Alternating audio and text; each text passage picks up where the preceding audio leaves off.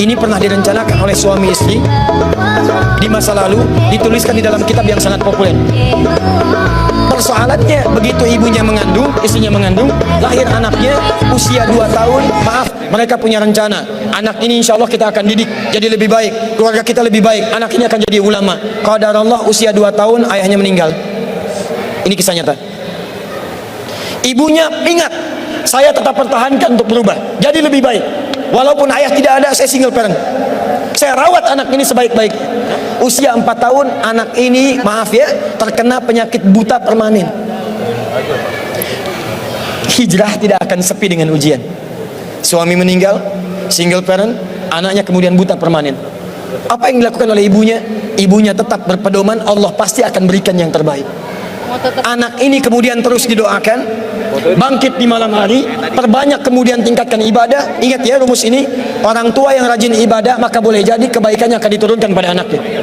Ibunya yang berdoa, anaknya yang mendapatkan bagiannya. Matanya buta tapi diganti oleh Allah dengan ingatan yang luar biasa. Kalau Anda bacakan satu kalimat, satu baris ini, satu lembar buku dibacakan oleh Anda satu halaman, maka seketika dia akan ingat seketika tanpa diulang, dengan titik, dengan komanya. Anak ini kemudian dibawa ke sekolah Al-Quran, dimasukkan talaki ke syekh di sana. Syekh di situ kemudian membacakan pada saat itu surat Qaf, surah ke-50. Qaf dibacakan sampai akhir ayatnya. Anak ini anak yang paling kecil teman-teman, mata buta, nggak bisa ngelihat. Teman-temannya berada di atasnya usianya, ada yang 6 tahun, 7 tahun, dia 4 tahun. Begitu selesai membacakan, kata syekhnya, lihat kalimatnya, man hafidha ala zahri qalbi, siapa yang hafal apa yang tadi saya bacakan, hafalan di dalam kepalanya, bukan di luar kepala. Hafal di luar kepala masih belum hafal. Kata syekhnya, hafal di dalam kepalanya. Tiba-tiba saat semuanya diam menyimpan tangannya begini, anak yang buta tadi mengangkat tangannya mengatakan, hafidhu ala zahri qalbi, saya sudah hafal. Syekhnya penasaran, kata syekhnya, bagaimana? Diambil anaknya ke depan, diminta baca. Masya Allah, bacaannya bukan hanya hafal, makhrajnya, sifat hurufnya, tajwidnya, semua mirip dengan syekhnya. Kata syekhnya, minal an tadrusul hadis, dari sejak sekarang ananda mesti belajar hadis, karena Quran itu dijamin kemudahannya, hadis yang tidak ada jaminan. Anak ini secara singkat, tinggal 1 menit, pulang ke rumahnya, diantar oleh asisten rumah tangga ibu tadi. Begitu nyampe di rumahnya, wajahnya gembira, mengatakan pada ibunya, Ummi, ibu, tadi saya dipuji oleh saya begini, ada kejadian begini, saya seperti ini. Kata anak ini, minal an uridul hadis, ma, sekarang saya pengen belajar hadis. Kata ibunya, ya bunayya iktafi bil Quran, anakku sayang, kamu punya keterbatasan, supaya kamu nggak capek sekarang Quran dulu, baru setelah itu hadis. Kata anaknya, lah, dia percaya pada gurunya, dia percaya pada keyakinannya, dia katakan, ma, saya pengen belajar hadis. Dia tinggalkan ibunya sambil meraba jalan begini ke kamarnya. Perhatikan baik-baik. Begitu ibunya melihat, ingat kemudian dengan suaminya, ingat tentang rencana mereka, ingat tentang mereka punya rencana masuk surga bersama-sama. Teman-teman, ibunya langsung masuk ke dalam kamar, dia bentangkan sajadahnya di mihrabnya, dia salat 2 rakaat, dia bermohon kepada Allah.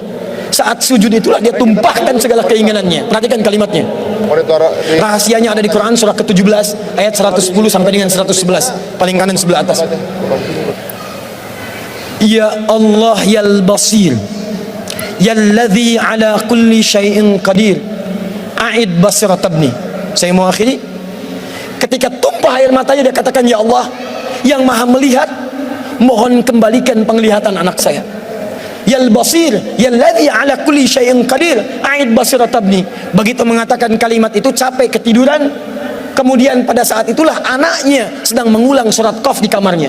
Begitu ibunya mengatakan yal basir, anaknya sampai pada ayat ke-22.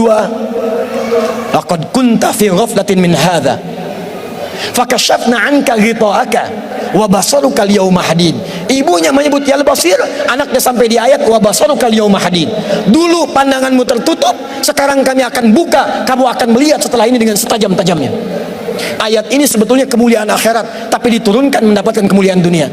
Tiba-tiba setelah baca ayat ini, ibunya berdoa, bersamaan kalimatnya, tiba-tiba terbuka pandangannya.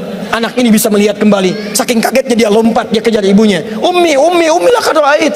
Ma, saya bisa lihat lagi. Ma, saya bisa lihat lagi. Ibunya kaget kemudian terbangun. Dia peluk anaknya, dia katakan, "Nah, mungkin kamu melihat bukan dengan hatimu.